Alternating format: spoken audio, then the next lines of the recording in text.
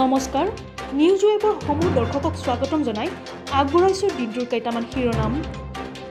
ভাৰত আৰু চীনৰ মাজত উত্তেজনা অব্যাহত থকাৰ মাজতে শেহতীয়াকৈ পুনৰ দুয়োখন দেশৰ সেনাৰ উচ্চ পৰ্যায়ৰ বিষয়াৰ মাজত সীমা সমস্যাক লৈ কালিলৈ দশমলানি আলোচনা অনুষ্ঠিত হ'ব।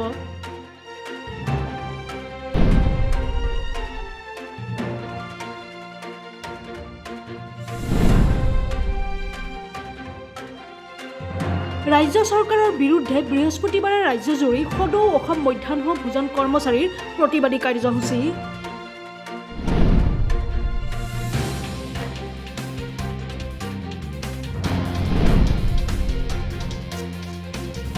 জম্মু কাশ্মীৰৰ ছপিয়ান জিলাৰ বাদিগাম অঞ্চলত আজি দিনৰ ভাগত ভাৰতীয় সেনাৰ গুলীত নিহত হৈছে 3জন সন্ত্ৰাসবাদী। নিহত সন্ত্ৰাসবাদী কেইজন লস্কৰ-ই-তৈবা সদস্য বুলি আৰক্ষীয়ে নিশ্চিত কৰিছে।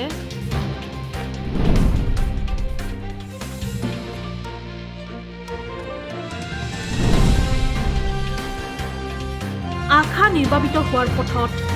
আলফা আৰু NSCNে অপহৰণ কৰা কুইপৰ 2 শীৰ্ষ বিষয়াক অহা সপ্তাহত বিহা হ'ব চৰম শাস্তি বুলি আজি আলফাই ঘোষণা কৰিছে।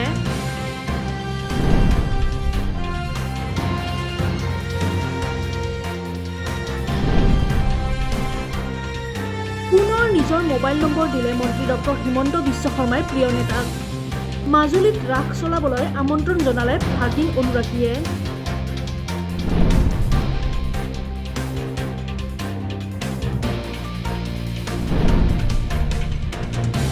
লাডাখত আগ্ৰাসন চলোৱাক কেন্দ্ৰ কৰি ভাৰতৰ সৈতে চীনৰ সংঘাত চলি থকাৰ মাজতে আজি চীনৰ চৰকাৰে লাডাখত ভাৰতীয় সেনাৰ আক্ৰমণত 4জন PLF সৈনিক নিহত হোৱাৰ কথা স্বীকাৰ কৰিছে।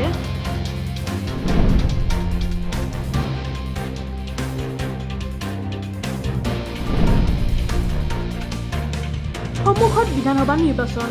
সংবাদ মাধ্যম ছ'চিয়েল মিডিয়া নিৰীক্ষণৰ বাবে কামৰূপ মহানগৰ জিলা প্ৰশাসনে নিৰ্বাচন সম্পৰ্কীয় কমিটি গঠনৰ প্ৰস্তুতি চলাইছে।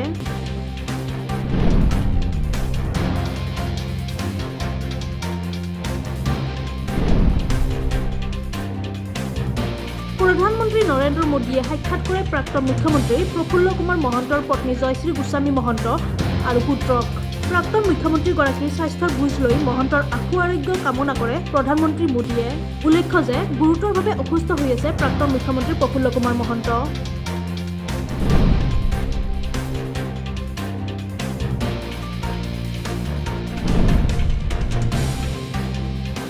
পশ্চিমবংগৰ এক বিশেষ আদালতে তৃণমূল কংগ্ৰেছৰ সাংসদ অভিষেক বেনাৰ্জীক এক মানহানিৰ গোচৰত শুকুৰবাৰে কেন্দ্ৰীয় গৃহমন্ত্ৰী অমিত শ্বাহলৈ চমন প্ৰেৰণ কৰিছে।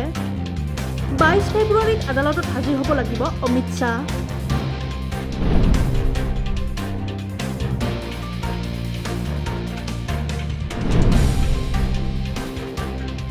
বোকাখাতত AJPৰ জাতীয় জাগৰণ সমাৱেশ।